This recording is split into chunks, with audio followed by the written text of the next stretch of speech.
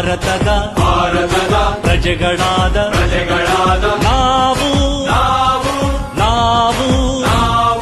ಭಾರತದ ಪ್ರಜೆಗಳಾದ ನಾವು ಭಾರತವನ್ನು ಒಂದು ಸಾರ್ವಭೌಮ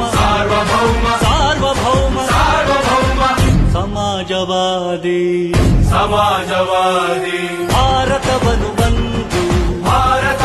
ಒಂದು ಜಾತ್ಯತೀತ ಪ್ರಜಾಸತ್ತಾತ್ಮಕ ಗಣರಾಜ್ಯವನ್ನಾಗಿ ರೂಪಿಸುವುದಕ್ಕಾಗಿ ಭಾರತೀಯರೆಲ್ಲರಿಗೂ ಸಾಮಾಜಿಕ ಆರ್ಥಿಕ ಮತ್ತು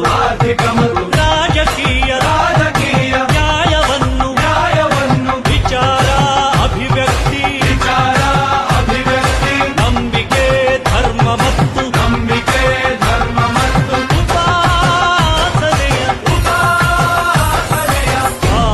ಸ್ವಾತಂತ್ರ್ಯವನ್ನು ಸ್ಥಾನಮಾನ ಮತ್ತು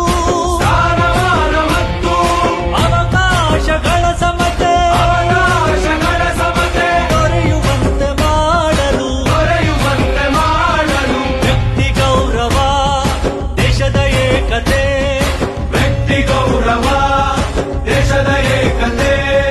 ಸಮಗ್ರತೆಗಾಗಿ ಎಲ್ಲರಲ್ಲಿ ಭ್ರಾತೃತ್ವ ಭಾವವನ್ನು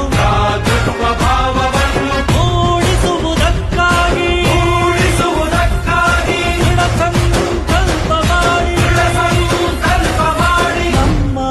ಸಂವಿಧಾನ ಸಭೆಯಲ್ಲಿ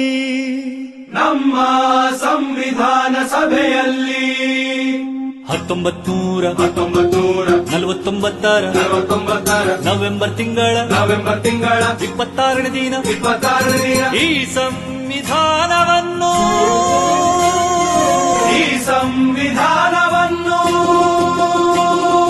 ನಮಗೆ ನಾವೇ ಅರ್ಪಿಸಿಕೊಂಡು ಅಂಗೀಕರಿಸಿ ಶಾಸನವಾಗಿ ವಿಧಿಸಿಕೊಂಡಿದ್ದೇವೆ.